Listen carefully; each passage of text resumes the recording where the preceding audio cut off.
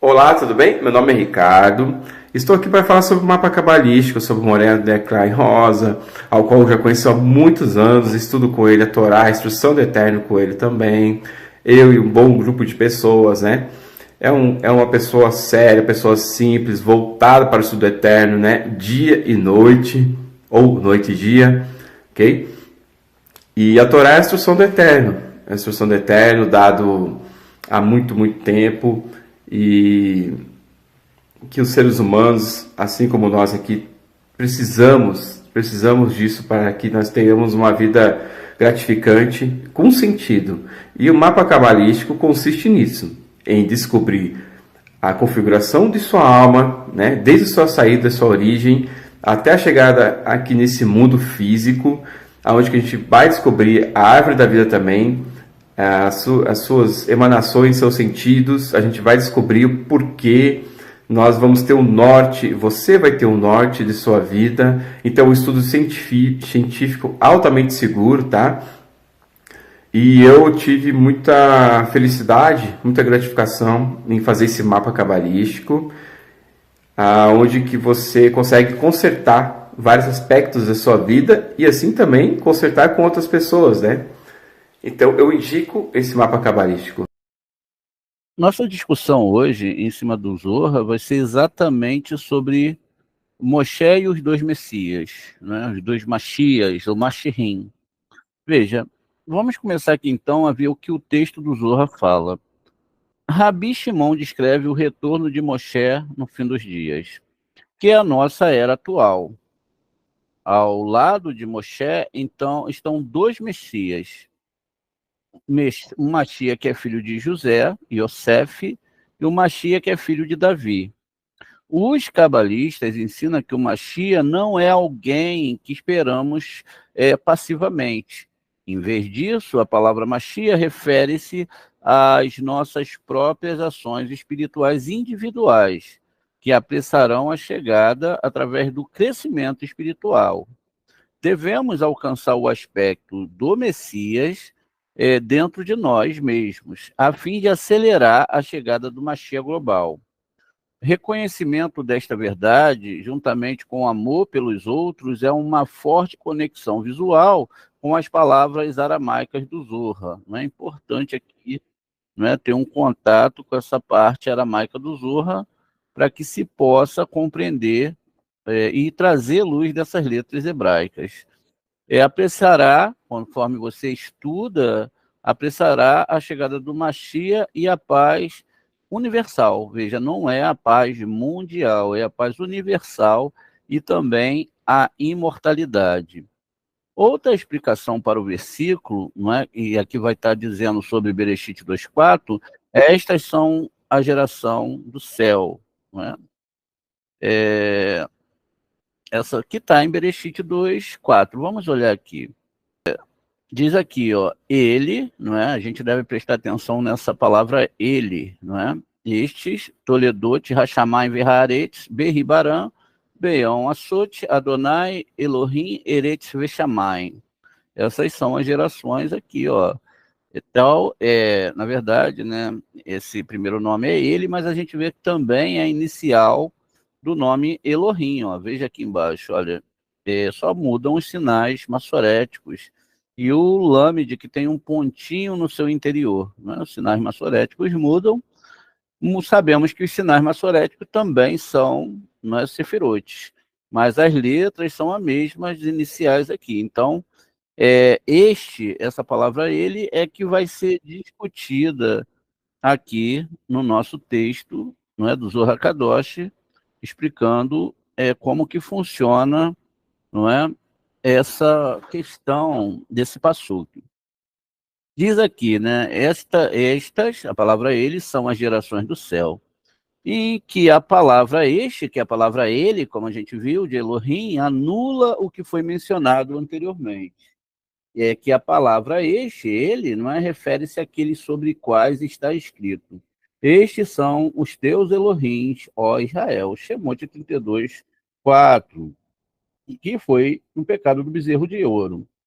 Assim, no dia em que o santo bendito seja ele exterminar estes, referindo-se ao pecado do bezerro de ouro, será como se no dia em que o santo bendito seja ele criasse o céu e a terra, como está escrito, no dia em que Hashem Elohim fez a terra e os céus.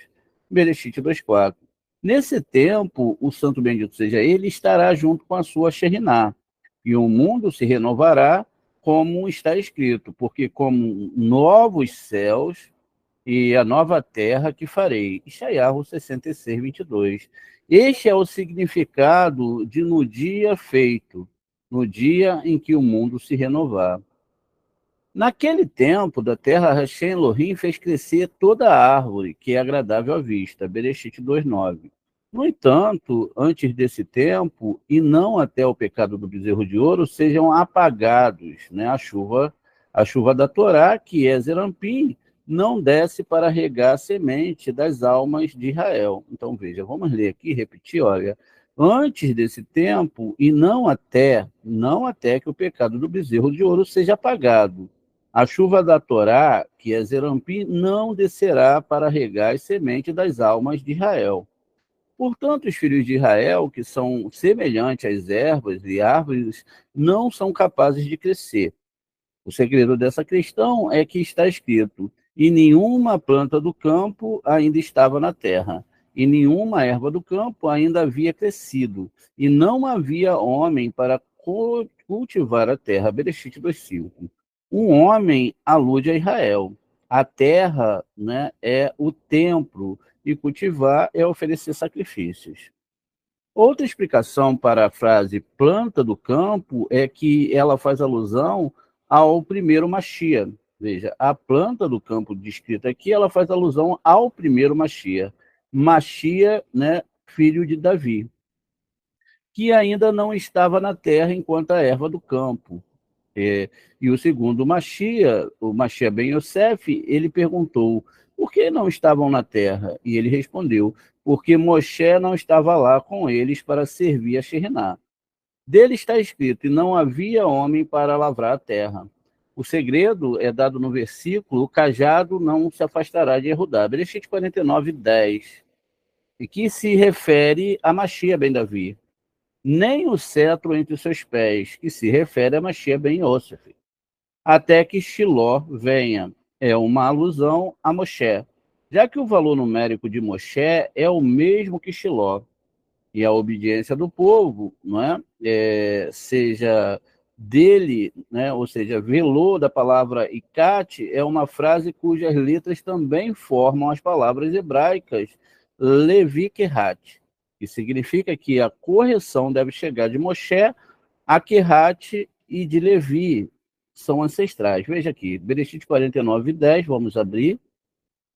Lo, Yassor, Shevet Mihudá, o Mehokek, Mibei, Hageliv, Ed, Kiavô, Shiló, não é? Velô e Kehat, Amim. A palavra Shiló, ela, então, tem gematria 345, que é a mesma gematria do nome Moshe. É o que está falando aqui, veja. Então, até que venha Shiló, até que venha Moshe, esses dois Mashias não podem chegar. Muito bem. Então, essa é a questão. E aí vai chegar Moshe e Kehat de Levi, seus ancestrais. Outra explicação do verso, planta do hebraico shiar, como a gente está vendo aqui, ó, a palavra é shihar, na verdade, não é? do campo que se refere às almas do justo, que vem de Yesod de Zerampim, que é chamado de justos, a vida dos mundos, porque Shiar, não é Shin, o de Rete, consiste nas letras também aqui da palavra Rai, que é Retiúde, e Shin. Shin por si só alude aos 3 ramos da árvore que simbolizam os 3 patriarcas, que são Hesed, Gevurah, Tiferet e Zerampim, que é chamado de árvore. A letra do pecado em Siar não é derivada diretamente de Zerampim, mas da vida, Rai, dos mundos, que é Yesod de Zerampim. Vamos entender isso aqui um pouquinho mais desenhado, não é? Então, nós temos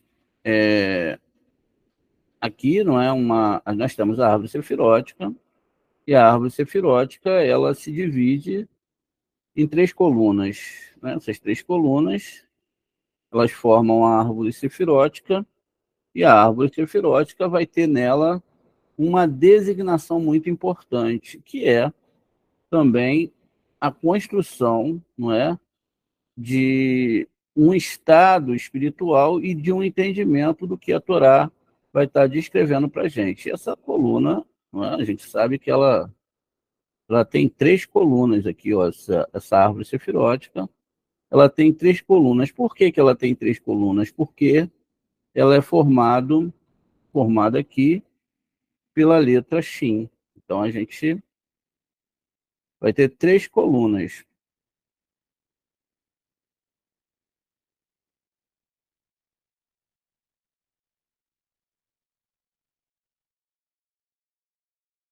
Veja, nós temos a letra Shin. Ó. Vamos casar ela aqui para a gente ver. Olha, 3 colunas.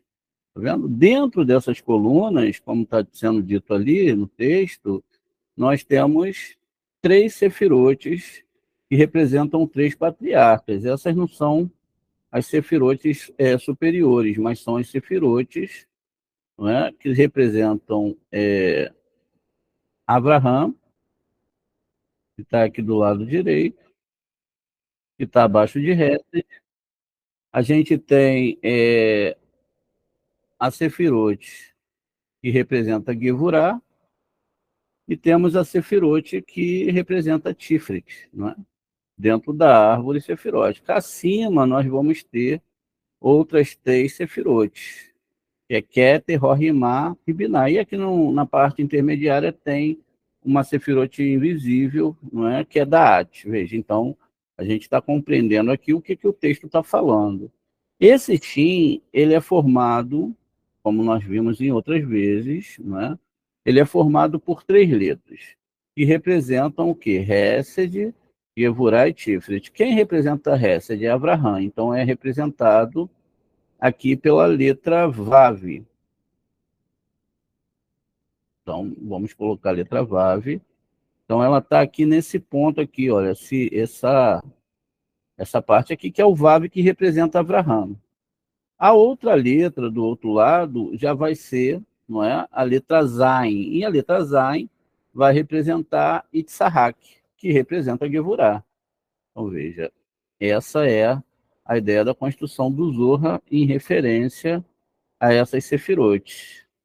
Então, vamos colocar a letra Zain aqui. Ó. Então, eu tenho Vav, não é? Vav de um lado, que representa essa parte, o Zain do outro lado. Deixa eu diminuir um pouquinho, só para a gente não confundir aqui as letras com as...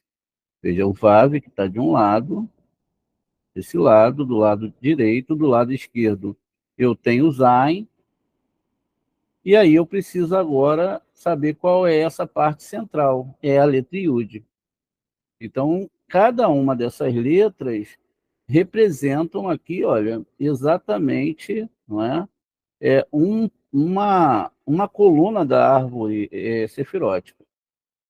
Então, é dentro dessa construção aqui, a gente, então, aqui está vendo como é formado. Cada uma dessas representa tanto uma sefirote, como um planeta, como um dos personagens da Torá. E aí, de fato, se eu pego aqui, ó, e monto essas letras, né, eu vou ter aqui, olha, exatamente aqui a letra Shin, não é? Veja, agora só precisamos do Yud aqui no meio, olha, tudo bem. E aí a gente tem aqui, né, uma letra Shin, mais ou menos aqui, né, que dá para fazer, tá vendo? E essa também é a Halá, que nós fazemos no Shabat, né, a representação do pão. De fato, essas letras, não é, elas estão representando todas essas seis sefirotes que são intermediárias, que chamamos de Zerampim. Por isso é que a gente tem aqui, ó, mais três sefirotes, tá vendo? Que agora vão ser Nexa, Ode e Esod. Muito bem. E aí o que acontece aqui? Esse aqui é Zerampim. Zerampim em si, ela tem dentro dela uma outra árvore sefirótica, né? Que Zerampim vai representar todas as outras sefirotes. Então aqui dentro eu tenho todas essas sefirotes, mais a Keter, Rorimá, etc. Deixa eu só consertar um pouquinho aqui para ficar mais exata aqui a nossa explicação. Veja, eu vou descer um pouco aqui e trazer as sefirotes para os seus locais ideais. Que Netza está aqui, né? Ode está aqui nessa ponta e abaixo ali vai estar Yesod, vai estar essa sefirote aqui, é mais ou menos isso aqui. Muito bem. O que acontece aqui? Aqui nós temos que ter, não é, uma somatória. Veja, o Vav é 6, o Zain vai ser 7,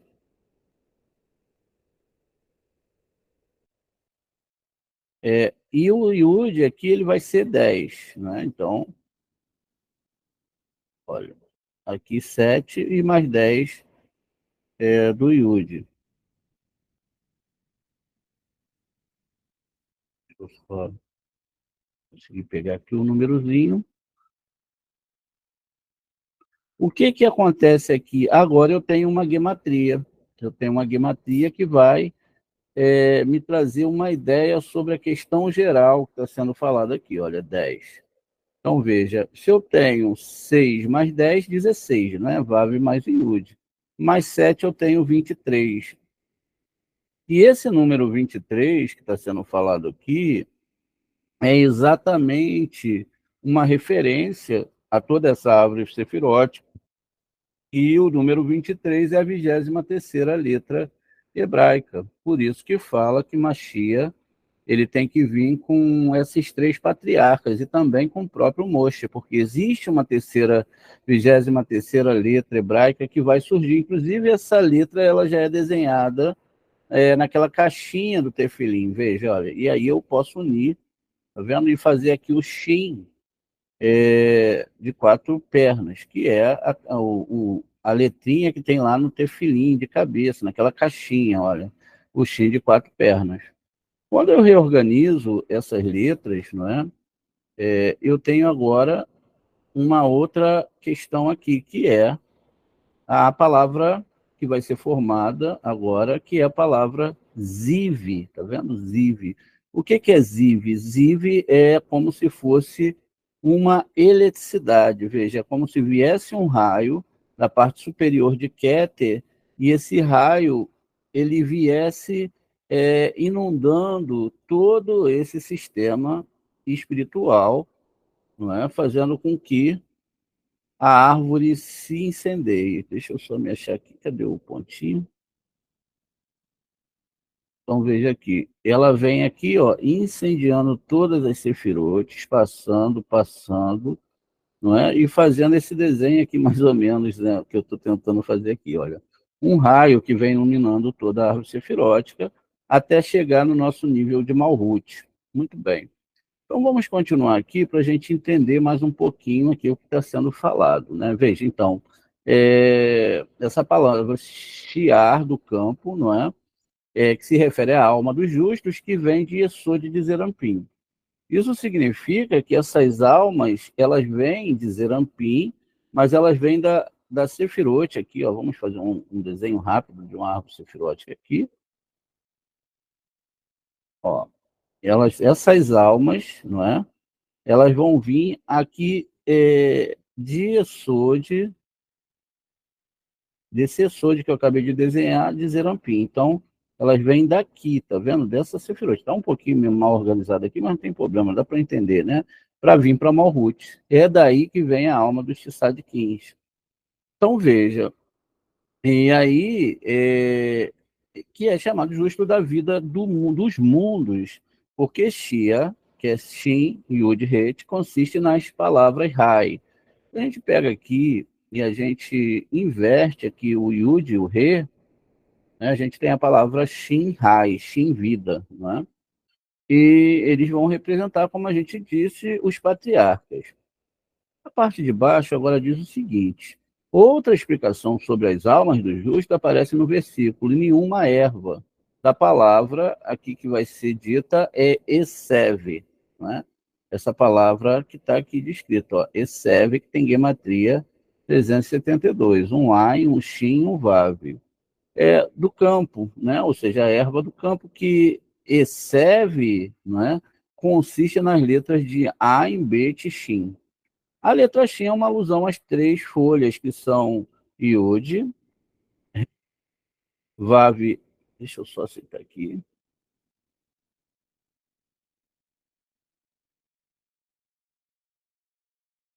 Bem, vamos voltar aqui então. Então, veja, que são uma combinação, né, de Iode, deixa eu achar aqui de novo, que é o Iode Rei, não é? Vav Rei, que é Zerampim, e Adonai, não é? Ou seja, aquela mesma questão que a gente viu na outra questão, que é A em Beit, ou seja, Yud, Rei, Vav, Rei, quando totalmente explicitado com Yudes, ou Yudim.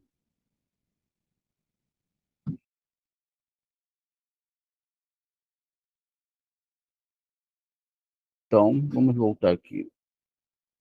Então, é quando tem aquela gematria do nome de 72, que a gente já viu hoje, não é? E, ou seja, totalmente escrito com Yud. Equivale a 72. Os ramos, ou seja, Hesed, Gevurah e Tiferet, são as três folhas de onde Netza e Rod e Esod estão suspensos. Todos eles somam 72. Os ramos, ou seja, Hesed, Gevurah e Tiferet, são as três folhas de onde Netza e Rod e Esod, como diz, repetindo aqui, estão suspensos. E todos somam 72, já que cada um dos três ramos equivale a 72. Não o fazem chegar ao lugar que é Sheriná, até o aparecimento daquele que é chamado de homem, que é Yud Rei, Vav Rei, totalmente soletrado com Aleph, que vai dar gematria 45, como a gente já viu também. Então, veja, isso alude a Moshe. Esse homem de gematria 45 é Moshe. E é por isso que está escrito, e não havia homem para lavrar a terra, aludindo a Moshe, que ainda não havia corrigido a Sheriná adequadamente. Por isso está escrito de Moshe, e nenhuma árvore do campo tinha crescido ainda. Isso significa que o justo Moshe ainda não estava crescido. Moshe que valida o versículo, a verdade brota, né, crescerá na terra, Terrilim 81, 85, 12. Como a verdade é descrita no versículo e lançou a verdade em terra, Daniel 8:12, ela não se refere aos estudantes da Torá, que são como as plantas que crescem e brotam da terra. Mas eles não crescem ou brotam da Sheriná, no exílio, até o momento em que as palavras, a verdade brotará na terra, forem cumpridas. Esta verdade é Moshe, sobre quem está escrito, a lei da verdade estava em sua boca, Malaquias 2:6. Porque nenhum homem se relaciona com a Sheriná tão bem quanto Moshe. É por isso que a Escritura diz sobre ele, e não há homem para lavrar a terra, onde a terra alude à própria Sheriná. Antes de Moshe não havia ninguém para corrigir a Sheriná. Assim que Moshe aparece, as palavras, mas subiu uma névoa, Aleph Dalet, aqui, ó, Aleph mais Dalet, né, subiu uma névoa, da terra, Bereshit 2:6, foram realizadas. Isso se refere às letras Aleph e Dalet no nome Adonai. A letra Vav acende e ela se torna e torna-se através dela o mestre, não é? Ou seja, Adon, da palavra que está descrita aqui como Adon, tá vendo? Adon com num final. E de toda a terra imediatamente e regou toda a face do solo. Isso significa que Israel abaixo será regado, como resultado eles receberão um morrim que é chamado os 70 aspectos da Torá e da Shekhinah, não é? Então veja, continua aqui. Outra explicação do verso, mas subiu uma névoa da terra, a tradução aramaica diz, mas subiu uma nuvem da terra. Isso se refere a Shekhinah, da qual está escrito, porque a nuvem de Hashem estava sobre o tabernáculo. E essa nuvem, que é descrita aqui, na verdade, não é a própria Shekhinah, não era uma nuvem mesmo.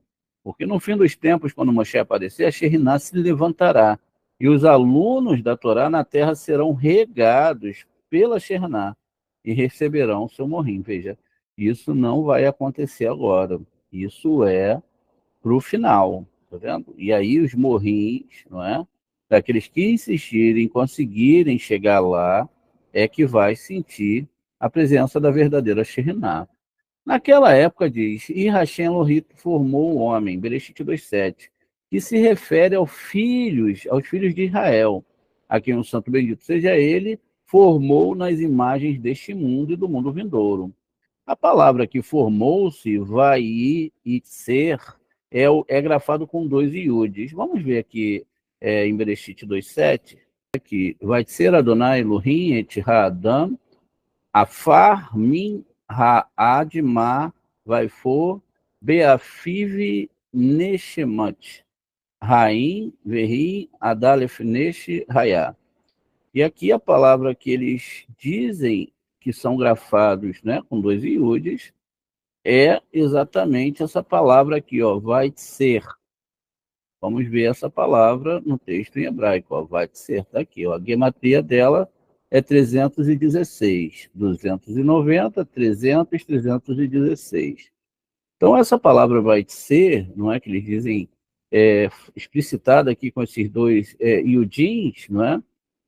Juntos eles vêm ao mesmo, eles têm o mesmo valor numérico que Yud Rei e Vav Rei, ou seja, 26.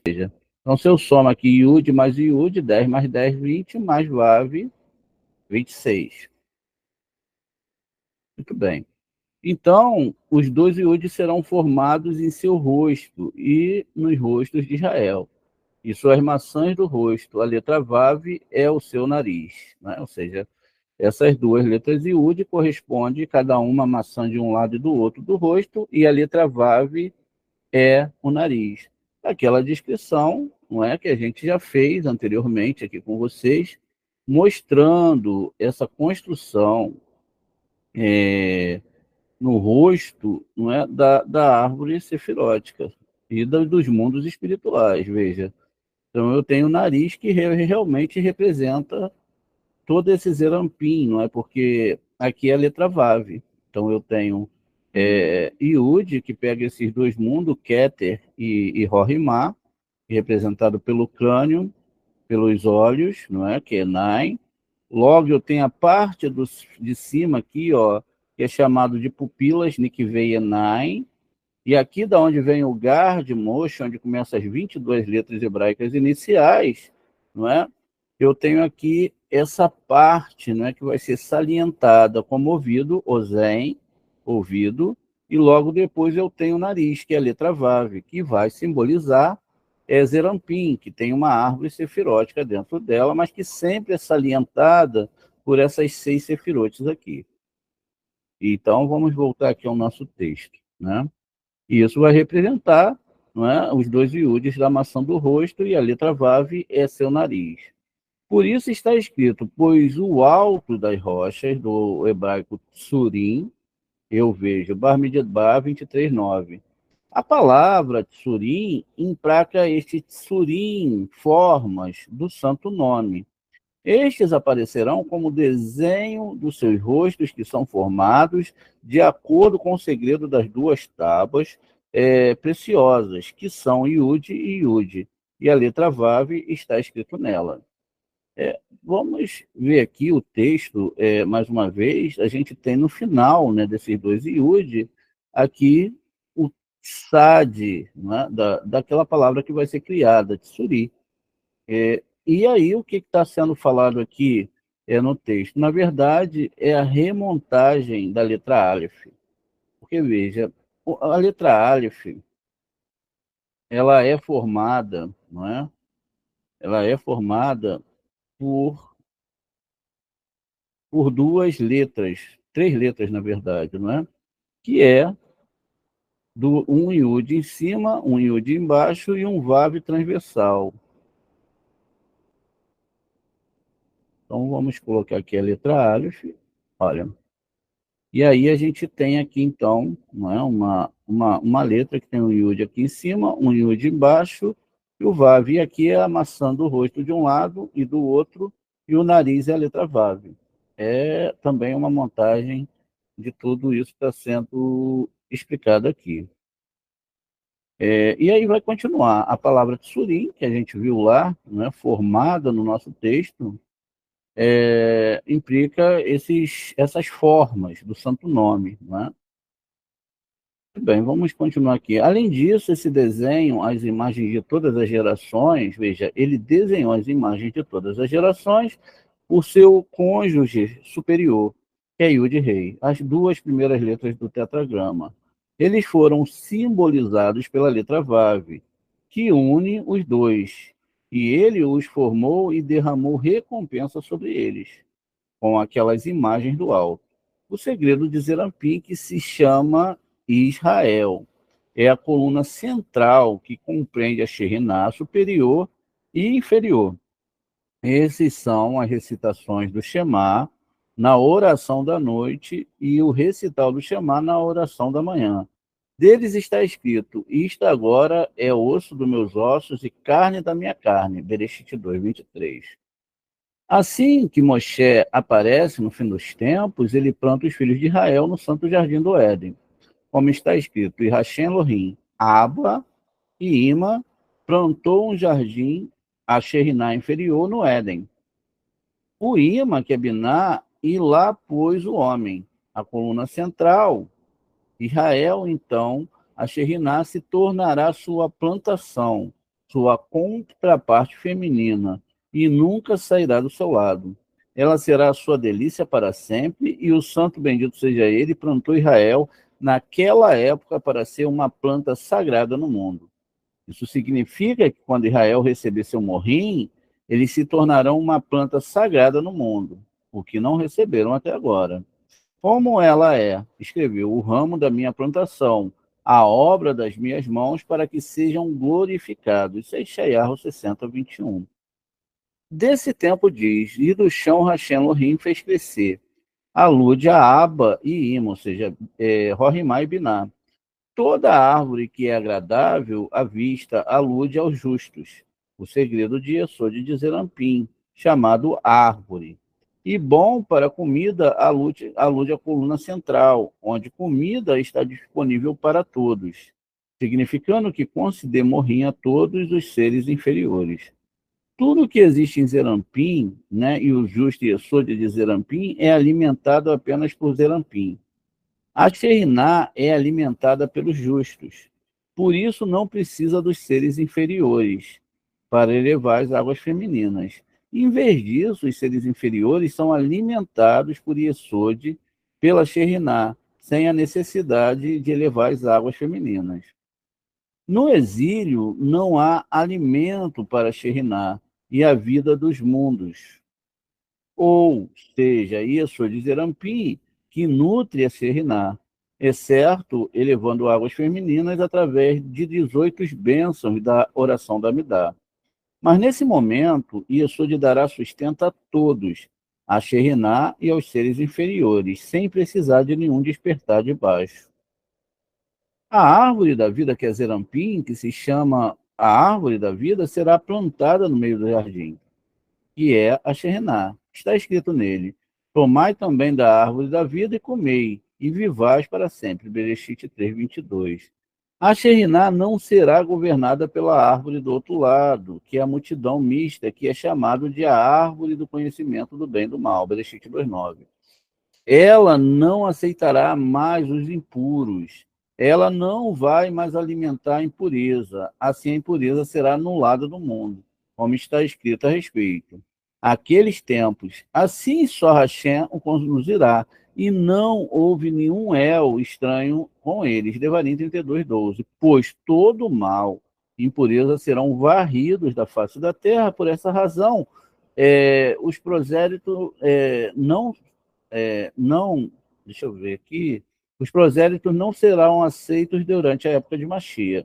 E a Sheriná será como uma videira que não aceita enxertos de qualquer outro tipo, pois qualquer tipo de mal, impureza, será varrido do mundo.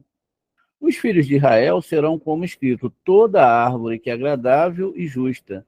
Eles vão alcançar novamente essa beleza. Do hebraico aqui, beleza é Tiferet, que perderam na destruição do templo, sobre o qual está escrito: lançou do céu a terra a beleza de Israel. Eirá 2:1.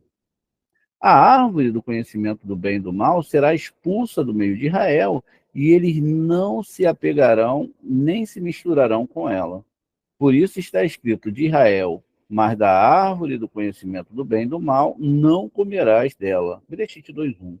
Porque esta é a multidão mista, e o santo bendito seja ele, revelará então a Israel que no dia em que comerem da árvore do conhecimento, causaram duas perdas. A primeira, a destruição do primeiro e do segundo templo. É por isso que está escrito: porque naquele dia que comerdes dela, certamente morrerás. No qual a morte é mencionada as duas vezes. Essa revelação que ele revelará a Israel é o equivalente a dizer-lhes para não comerem da árvore do conhecimento. A mesma advertência que ele deu a Adão. Como um resultado disso, causaram, através da árvore do conhecimento, o justo que traz abundância sobre a Shirná, para ser deixado desperdiçado e seco. No primeiro templo, que é a Sheriná superior, e o segundo templo, que é a Sheriná inferior. Veja, não é um templo nesse mundo, são questões espirituais. Assim está escrito: e o rio será desperdiçado e seco. Ishayahu 19:5. E o rio, não é, que é o Vave, ou seja, Zerampim, será desperdiçado no Baixo Rei, que é o rei que está aqui em Malhut, referindo-se ao próprio princípio feminino. Porque a fonte de Ude, que flui para o rei superior, subiu até Ensof, um mundo sem fim. Isso significa, então, que essa árvore que nós conhecemos, não é? Ela não está completa ainda, ela tem que ser completada. E isso vai depender de todo um conserto, né? Exatamente na humanidade, no bloco geral das almas dos seres humanos, para que esse nível aqui de cima da árvore sefirótica, não é? Ele não pare de mandar energia e completar os mundos. Está tudo desconectado, né? Por quê? Porque a Sheriná, e aí também tem que se entender, né? Porque a gente falou de Sheriná, e uma Sheriná negativa, uma positiva, e isso também tem que se entender. Muito bem.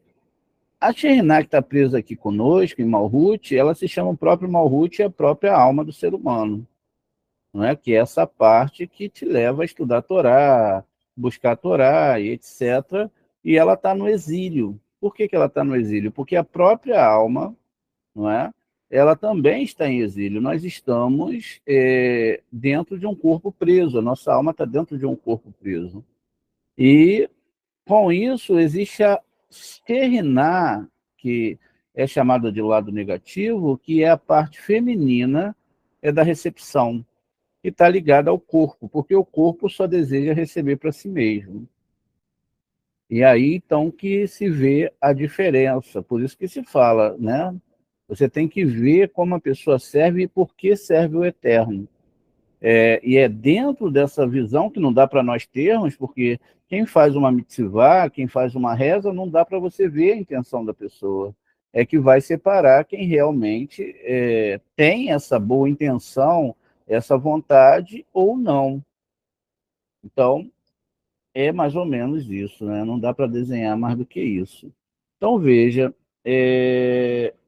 esse Yud que flui lá para o rei inferior, superior, perdão, é exatamente o Yud, não é, que está desenhado aqui, olha, nessas duas sefirot, e joga para cá, para esse rei superior, que vai passar por essas 6 sefirotes, que é o Vav, que também tem gematria de 6, e vai chegar até o nosso mundo, não é? Muitas vezes isso vai acontecer de forma errada, o que vai gerar a árvore do bem e do mal, que é o que nós chamamos de Da'at invertido, ou seja, um conhecimento invertido do que é a verdadeira Torá e do que é a árvore sefirótica. Bem, vamos continuar aqui então. Imediatamente depois que os filhos de Israel sairão do exílio, como uma nação santa por conta da própria, depois que a multidão mista tivesse sido separada deles, o rio desperdiciou e secou. Durante o exílio, se tornará um rio que flui do Éden, que é o mesmo Vav de Yud Rei Vav Rei, que é o tetragrama, para regar o jardim, que é o rei inferior. Este rio, a coluna central, ou seja, Zerampim, saiu do Éden, que é a linha supernal chamada de Éden, de quem Zerampim recebe fartura, rega o jardim. Trazia abundância para a Sheriná inferior, que é chamada de jardim. Veja, então, Gan Éden, não é? Éden, Gan é jardim. Existe aí um segredo muito bonito, né? Que tem gematria 53. Né? E esse jardim, esse local é chamado também Sheriná, que vai ser chamada de Gan, jardim. Muito bem, a palavra Gan está aqui, olha, Gimel e um num final. Naquele tempo está escrito que está escrito de Moshe de Israel, então se deleitarás em Hashem, Shayahu 58:14. Delícia em hebraico é o neg, que também é as iniciais de Ain, do Éden. Veja, a letra Nun de Nahar, rio, e Gimel de Gan, jardim, então a frase, então cantou Moshe, Shemot 15:1, será cumprida. Né? Vamos aqui ver, a gente já falou sobre essa palavra oneg hoje, não é? Que é a palavra, deixa eu achar ela aqui, ela está aqui no finalzinho dessa frase aqui, tave, tave, não é? E aí oneg. Veja. Então, essa palavra oneg, não é? Que vai ser uma metáfora, como a gente viu lá, para Gan Eden, não é? E jardim, etc., não é? Onde a palavra é narrar gimel do Gan, de jardim. Deixa eu ler um pouquinho aqui mais em cima, né? Oneg, que também é as iniciais de Ain, do Éden. A palavra Ain, não é, que é o nome da própria letra, é muito interessante, dessa letra aqui. Vamos ver por quê. Veja, eu pego aqui, vamos substituir essa letra por um Ain.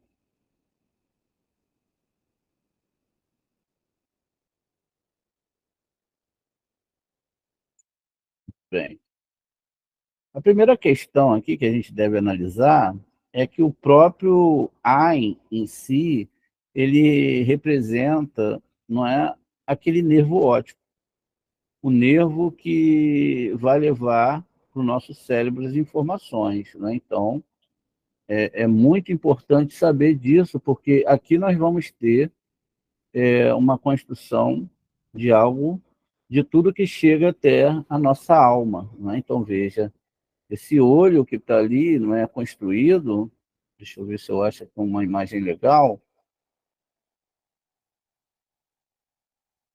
Tá bom, essa aqui, veja, ela vai estar em cima, não é? Ela vai estar em cima desses dois nervos ópticos aqui. Ó. Eu tenho um, não é? E logo eu tenho que ter o outro aqui do outro lado. Logo eu tenho aqui, olha, dois olhos que estão olhando para onde, né? Para a Torá. Essa Torá que esses olhos estão olhando, elas significam, então, que tudo que meus olhos veem eles são, né, levados para onde? Para o meu cérebro. Então, as informações captadas ali pelo olho, elas são levadas para o cérebro, e ali no cérebro, né, elas são ali condensadas no meu cérebro. E aí, então, eu tenho agora essa construção aqui de que tudo vai vir para o meu cérebro. Veja, a letra A. E aí, a letra A, quando escrita por extenso, ela vai ter uma configuração muito bonita. Por quê? A própria letra A, ela vai ter aqui uma condição, né? Ela é escrita com A, um iud e um no final. E aí ela vai ter um valor, não é? Veja, o valor que ela tem é exatamente 70 do A,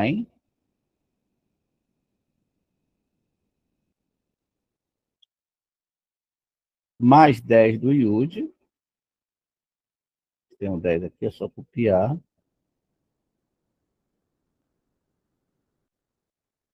Mais 10 do iud e mais 50, não é? Mais 50 do nosso num. Então, o num aqui vai ter gematria 50.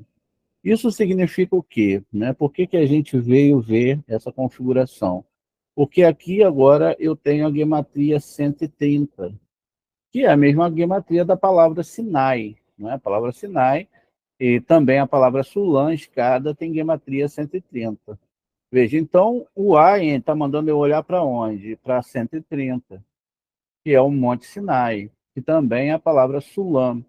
Além disso, a gente sabe que o Shemar Israel, veja, ele é formado, né, por essas letras, Shemar Israel, tá vendo? Então eu tenho Shin Men aqui e tenho o Ayin aqui no final. Então veja, quem deve olhar, ouça, olhe, quem deve olhar todas essa representação dessas 70 nações. Ouça Israel não significa somente o povo de Israel. Ouça todas as 70 nações, não é? Que Adonai, Hashem, é um. Não existe outro. Nenhum outro se criou, nenhum outro se formou. A mensagem passa pelos olhos, vai para aqui, para o nosso cérebro, e aqui nós, então, podemos entender mais profundamente isso. Né? Muito bem. Continuando aqui, então. Deixa eu ver aqui onde a gente parou, né? Então, Israel sairá do exílio e Moshe cantará uma nova canção, em seguida que o Oneg transformar-se-á em aflição, que é da questão Nogar, não é? É por isso que se fala clipar Nogar, né? Para a multidão mista de todas as nações adoradoras de ídolos. Assim como uma varíola foi infligida, né, ao faraó e ao egípcio, que irromperam em bolhas. Mas Oneg, o morrinho do Éden, Nahá e Gã, trará prazer aos filhos de Israel, que infligirão grandes pragas às multidões mistas e às nações adoradoras de ídolos. Este é o significado do versículo. E um rio saiu do Éden para regar o jardim. E daí separou e ramificou-se em 4 riachos.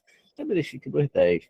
Os riachos correspondem a 4 sefirotes. O primeiro é Hesed, Gevurah, segundo, Netza, o terceiro, e Ode é o quarto, que corresponde às 4 bandeiras, não é? Hesed, o braço direito, naquele momento, aquele que busca a sabedoria deve virar para o sul. O que é o sul aqui? É a Sefirah Hesed, bondade. Quem busca a sabedoria deve meditar em suas rezas, em direção à Sefirah de Hesed, que fica ao sul, e desenhar a Sefirah de Rohimá para si mesmo. Os acampamentos do anjo Mihael será regado por ele e receberá sua abundância de bondade. Hesed, juntamente com o acampamento de Erudá e 2 tribos. Gevurá é o braço esquerdo, e está escrito: daquela época, quem buscar a riqueza deve virar para o norte, que é Gevurá. Quem procura enriquecer deve meditar em suas rezas na Sefirá de Gevurá, que é o norte. E o acampamento do anjo Gabriel é regado por ele, juntamente com o acampamento de Dan e 2 tribos, não é? Netza é a perna direita, e das tribos, ponto final. Netza é a perna direita, é o acampamento de Nuriel, e é regado por ela juntamente com o acampamento de Hilven, e duas tribos com ele. Ode é a perna esquerda, da qual se diz em referência a Iacov, e mancou sobre a coxa. Bereshit 32, 32. É o acampamento de Rafael, responsável pela cura durante o exílio. É regado por ele, juntamente com acampamentos de Efraim, duas tribos. Outra explicação do verso é: e lá foi separado e ramificar em quatro riachos, que é o segredo dos quatro sábios, que são Ben Azai, Ben Zomar. O outro é Rabi Akiva, que entrou no Pardes, Pomar.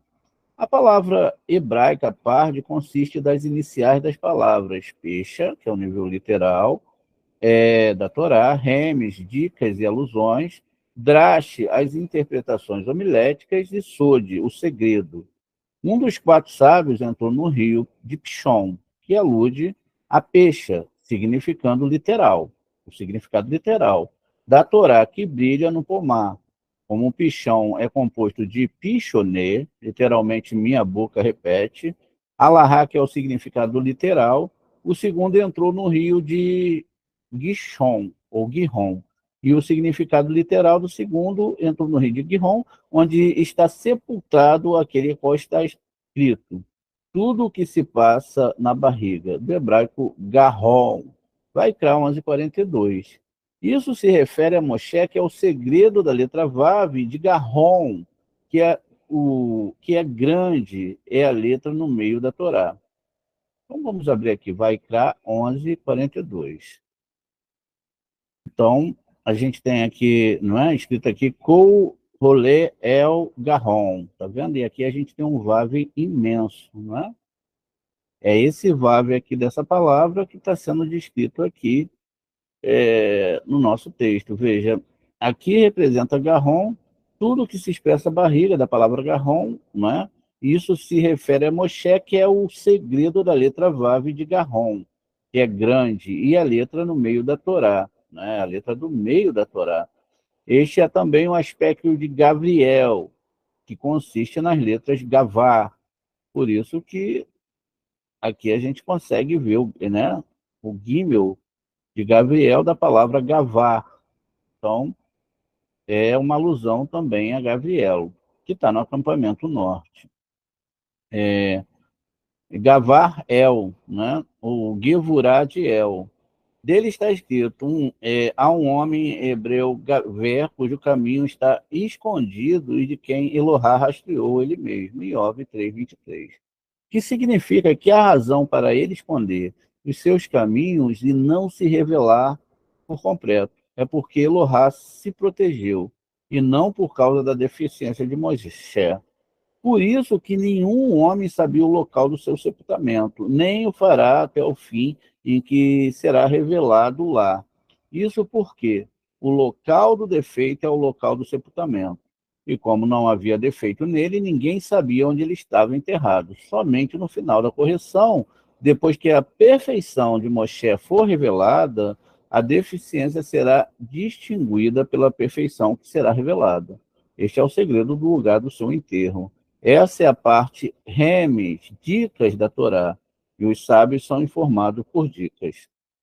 O terceiro dos quatro sábios entrou no Hidekel, que consiste nas letras Het, Dalet, Kuf, Lamed, que alude um afiado, ou seja, Had, língua irrepreensível, que é rápida, no hebraico Kal, em dar explicações homiléticas. O quarto dos quatro sábios entrou no Prat, não é que é Eufrates, que é a corrente mais interna, onde a procriação do hebraico Priá ocorre, como a semente é extraída do mais íntimo, do cérebro. Então, Ben-Zomar e Ben-Azai, que entrou nas conchas da Torá, foi afetado por ela. Mas Rabi Akiva, que entrou na parte interna da Torá, teria entrado e saído em paz. Muito bem. A gente falou aqui sobre Machia ben Yosef e Machia ben Davi, e o que nós descobrimos é que, na verdade, aqui nós temos dois aspectos, não é? De morrins, de cérebros. No primeiro aspecto, as pessoas vão estudar a Torá e vão, o Zohar, através do Zohar, até que elas consigam chegar a esse morrim maior, que é aquela aula que nós tivemos de manhã, onde o nome Machia é acérebro, né? Ishimoa, acérebro, ou seja, e deve-se ter muito cuidado para estudar a Torá por causa do seu cérebro, não é? Porque o estudo errado da Torá pode fazer com que aconteça também o que aconteceu com esses sábios de Torá. Vejam, 4 entraram, cada um tentou estudar de uma forma, não é? E dos 4, só um voltou em paz, que foi o Rabi Akiva. Porque ele subiu até os níveis superiores e conseguiu entender a completude da Torá e todo o sistema da Torá. Tá bom? Nós vamos falar aqui do pequeno e do grande sinédrio, não é? Que é uma outra questão muito profunda dentro da Torá, né? Sinédrio era um tribunal, não é? Que julgavam os casos dentro de Israel, né? E todas as pessoas que se convertiam à Torá. Então começa aqui o pequeno e o grande sinédrio. Falando sobre a corte superior, o Rabi Shimon diz que em seguida ao pastor fiel a gente sabe que é Moshe, não é? Em seguida o pastor fiel, que ele era o Gadol, ou seja, o maior, o mais alto acima de 70 maiores, né, dentro do Sinédrio. Ele diz que Moshe é amigo de Hashem e amigo também de Malhut.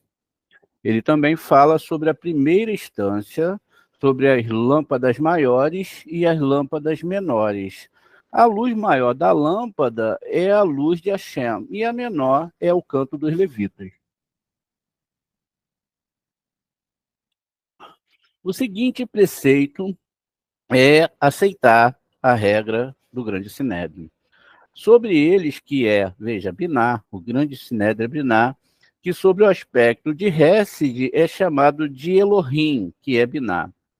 Agora, o grande sinédrio, já que é grande, né, Hesed, é grande no julgamento, que é à esquerda.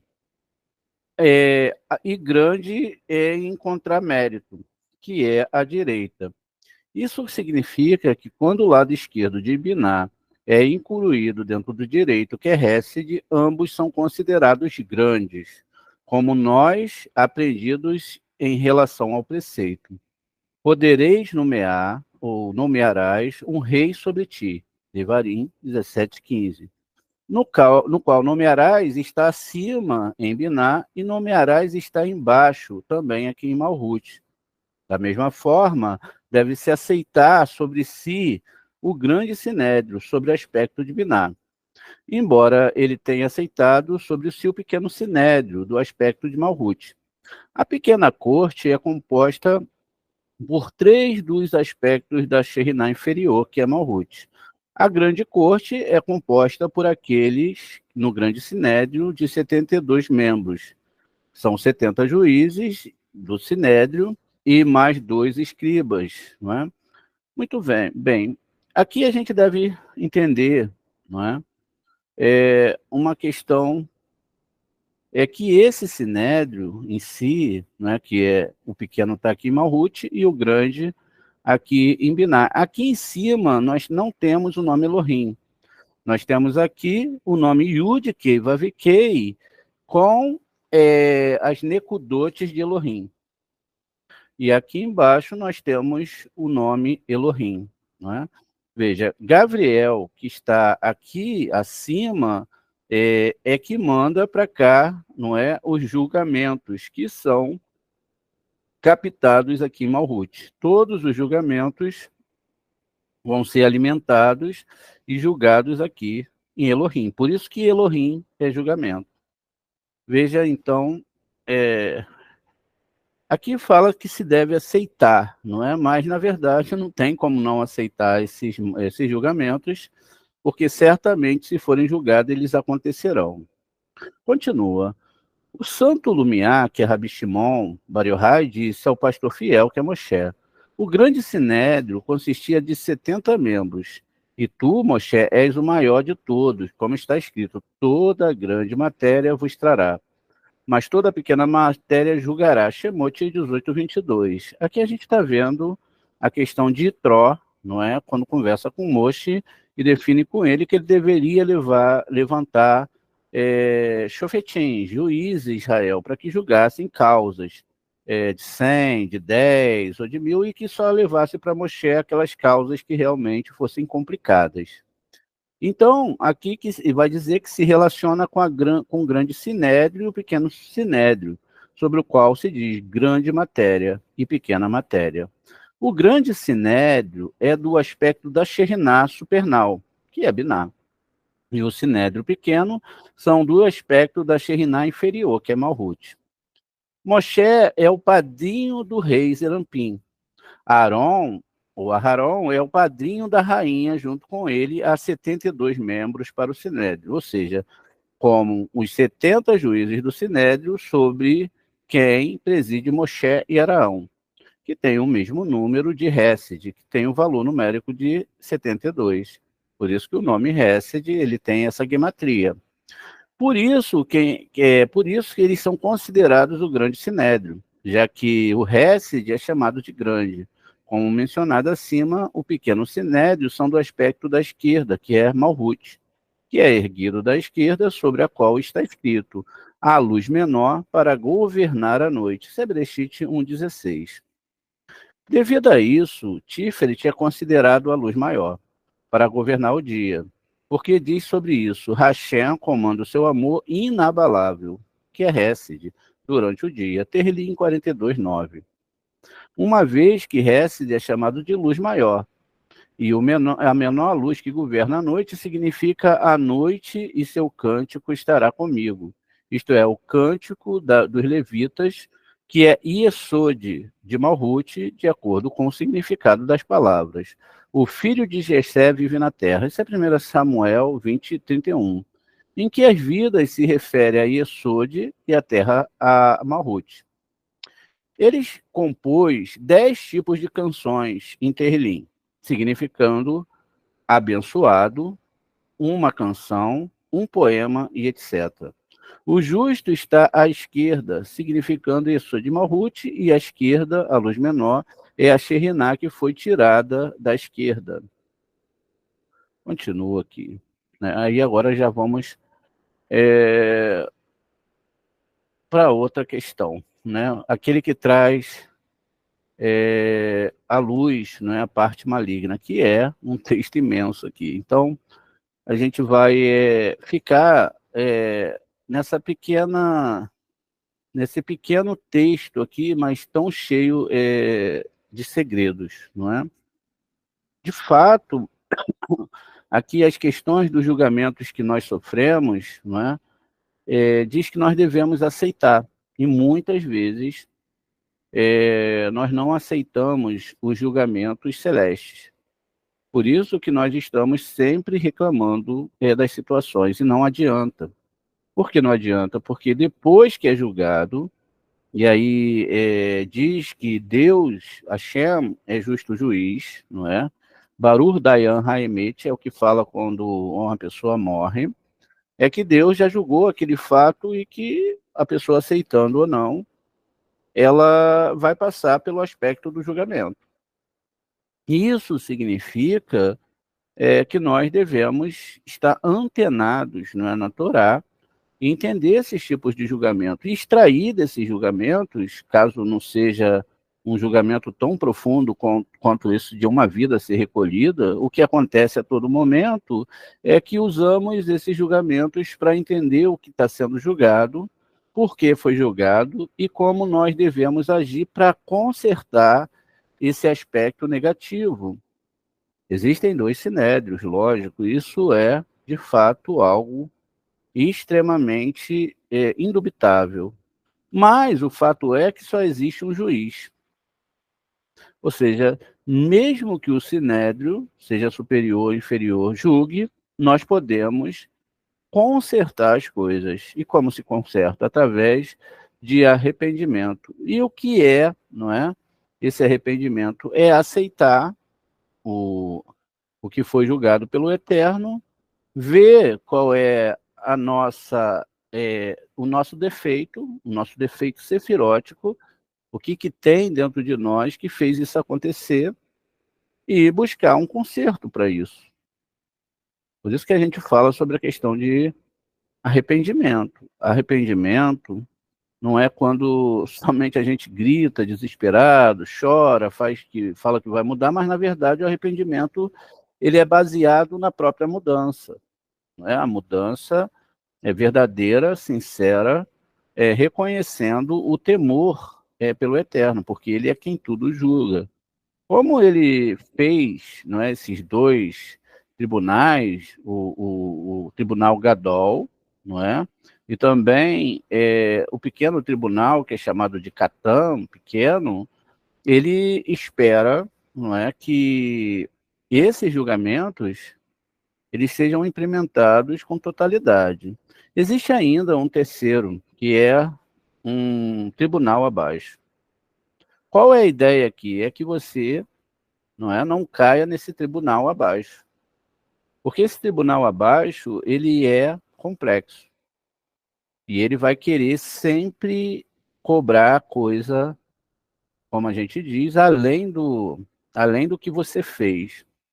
Mas, de fato, todos esses tribunais, tanto o intermediário, que a gente falou que era o de baixo, de Malhut, como o inferior e como o superior, ele só poderá julgar a sua causa através da própria energia que você doa para esse julgamento. Seria como se você tivesse um foguete todo preparado para ser lançado e alcançar o espaço, mas ele não tem combustível. Então, se você não tem pecado, ele não tem combustível, ele não tem como fazer a combustão e subir. Ele fica estático. Assim também são os nossos pecados. Eles são o combustível desse foguete, que vai projetar acima ou abaixo o nosso próprio julgamento. Por isso que na Torá existe aquela questão de mudança de nome. Veja, era Avram, se tornou Avraham. Era Rocheia, se tornou Yehoshua. Né? E assim nós temos vários nomes trocados. O rei Davi, mesmo sendo sábio nessas questões da Torá, quando veio um julgamento sobre ele, ele não trocou o nome, e ele aceitou o que o tribunal celeste implicou sobre ele. E por isso que diz que ele casou com Batsheva. Batsheva, Bat filha, Sheva Sete, filha do Sete, que é um aspecto da Sheriná de julgamento, não é a falsa Sheriná, é o aspecto da Sheriná de julgamento, onde Davi, não é, que foi o único homem que não reencarnou, ou seja, ele cumpriu todo o seu masal em uma única vida, ele então é julgado severamente, e a gente vai ver que a partir dali a vida do Davi Meller fica complicada. Ele vai ter problemas com seus filhos, com as suas esposas, com o seu reinado, tudo para que ele pudesse realmente consertar o seu aspecto. Mas se ele tivesse usado a Torá, no caso de Urias, não é? Então ele teria conseguido, através da Alahá, através de uma defesa séria nos mundos espirituais, não sofrer aquelas consequências que foram colocadas sobre ele. E para isso bastaria ele mudar de nome. Ele fala: não, quando nós somos acusados de alguma coisa, nós devemos falar o seguinte: não, aquele era outra pessoa, não era eu sou uma nova pessoa. Eu mesmo, e aí você deve fazer, não é uma análise de consciência, e você fala: eu mesmo não faria mais isso, não pode ser algo superficial. E aí, como não tem força, combustível para o tribunal celeste te acusar, logo a consequência do ato não virá sobre você. Outro aspecto que foi explicado aqui é que os levitas, não é, que cantam, que se distraem Elohim desses julgamentos. As canções dos levitas faziam barulho, por isso que eles são de esquerda. Porque a intenção do levita era fazer barulho para que o lado negativo ficasse confundido e não pudesse pegar as pessoas para esses tipos de julgamentos tão severos que a causa chegaria nos tribunais inferiores. E, de fato, os sábios, sabendo disso, existem várias formas da pessoa poder sair desses julgamentos. Um deles é trocando de nome, com sinceridade. Não é só o fato de que você conheceu algum rabino, Roche, sabe-se lá o quê, e agora ele falou, não, agora seu nome é esse, não é isso. De fato, a trocar o nome é mudar suas ações, suas intenções, a forma como você vê e estuda a Torá. Isso é mudar de nome. E também aqui é saber e ter habilidade, não é, com a Torá, com também os níveis que nós falamos, dos níveis pardes, para entender esses julgamentos e poder levantar para você ou para qualquer pessoa, não é, uma defesa. Por isso é que, para fazer parte desse Sanhedrin ou desse Sinédrio, a pessoa tinha que provar que um réptil era coxa. E aí é uma questão muito profunda entender isso, por quê? Como que a gente prova? Alguém que come cacherote, vamos colocar, pode provar que um réptil é coxa. Eu digo para vocês que um sábio de Torá lhe prova que um réptil é coxa, através da própria Torá. Isso significa que todo aquele que decide estudar o Zohar Kadosh, ele se transforma não em um tribunal de acusação, que seria aquele tribunal abaixo, mas ele se torna do tribunal de defesa. Aqui a gente deve entender, então, que nós que estudamos a Torá temos que defender as vidas e as almas. Não por uma questão somente que a gente decidiu, mas por uma questão de saber que cada alma faz parte do corpo de Adão. E cada alma que é sentenciada negativamente, seja ela quem for, é um buraco que se abre, não é? Um mundo que é extinguido dentro da alma geral de Adão.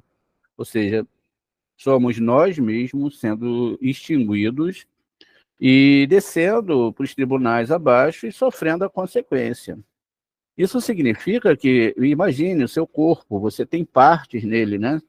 Se uma parte do seu corpo se machuca, não é? A mão, o pé, ele está numa situação difícil, o resto do corpo sente toda a pancada. E assim também é nesses julgamentos dos mundos espirituais. Por isso é que nós devemos estar aptos. Veja, o que se fala dentro dos Midrashis? Que naqueles dias os sábios da Torá comerão um grande Leviatã. O Leviatã é tido como um animal que não é coxe, é um dragão. E aí lá os sábios irão comê-lo. Né? O que significa isso? Que os sábios terão habilidade para salvar, não é? Todas as almas, assim também como serão os sábios que julgarão. A gente viu no livro de Obadias, lá escrito sobre as questões de Esav, não é? Que é o lado negativo, e fala que os sábios, os salvadores, eles subirão ao monte de Sião para julgar. O que significa isso? Significa que os sábios vão subir, vão julgar, vai haver uma matança? Não. Significa que as pessoas vão vir com os livros traduzidos, suas crenças, e vão sentar com os sábios. E aí eles vão abrir um versículo da Torá e a pessoa vai falar, não, aqui, olha, está escrito isso, está errado a Torá, ou aquilo, etc., porque eu tenho fé. O sábio vai pegar, vai mostrar para ele, sem ele ter aquela defesa egóica que existe, a gente sabe como é, e vai mostrar, não é isso que está escrito aqui. Isso é o que você quis enxergar. O que está escrito aqui na Sagrada Torá é isso, isso e isso. Quando eles olharem, então, eles vão ver o erro que eles cometeram. E por que eles cometeram esse erro? Porque justamente eles não entenderam a Torá. Eles não procuraram os sábios de Torá. Eles quiseram se tornar sábios de Torá sem ao menos ter estudado profundamente a Torá, dedicado a sua vida à Torá completamente. E aí é nesse momento que os julgamentos acontecerão. Apesar, não é, deles estarem implementados, vamos dizer, em quererem a verdade, ali dentro daquela verdade está imbuído questões negativas em relação ao estudo da Torá, ao entendimento da Torá. Isso vai fazer com que essas pessoas se arrependam profundamente, profundamente, sobre um dia ter pego a Torá e ter tentado estudá-la a seu modo. Por isso que um estudo de Torá, ele tem que ser muito bem organizado. Como eu disse para vocês, uma mesa separada, cadeiras separadas, cadernos virgens separados, canetas, lápis de cor, para que cada segredo seja anotado. Né? Então, o ideal é que após cada aula, você reveja os vídeos, veja os versículos que foram colocados, peguem a sua Torá, se você já tiver em hebraico, ou escrevam um versículo, e aí você vai poder, então, ter ali aquela certeza dentro da Torá. Quando alguém vier falar, não, está escrito isso ou aquilo, e é de quebrar o coco, não é? Quando a gente pega uma pessoa que começa a falar um monte de coisa, ela confunde a pessoa. E aí você tem que ter a maestria de pegar aquele texto, ó, sente aqui, caso a pessoa queira, não é para discutir. Olha, não está escrito isso. Isso aqui é diferente. Isso significa que você está se tornando um mestre de Torá. Você está realmente se implementando dentro da Torá. E é isso que as pessoas fazem. Elas pegam, quando vão fazer uma faculdade, o que é que elas fazem? Elas se implementam naquela faculdade.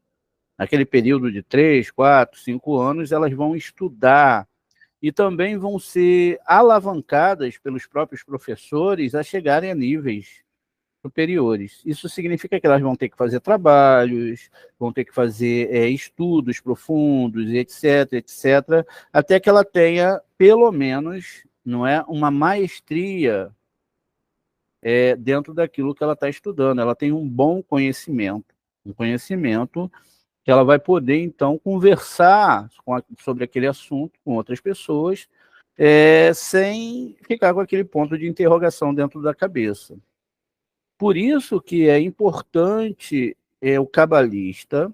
Quem é cabalista? Cabalista é todo aquele que estuda o Zohar Kadosh. Esse é cabalista. E que se implementa em estudar a Torá profundamente, a partir do seu nível de entendimento.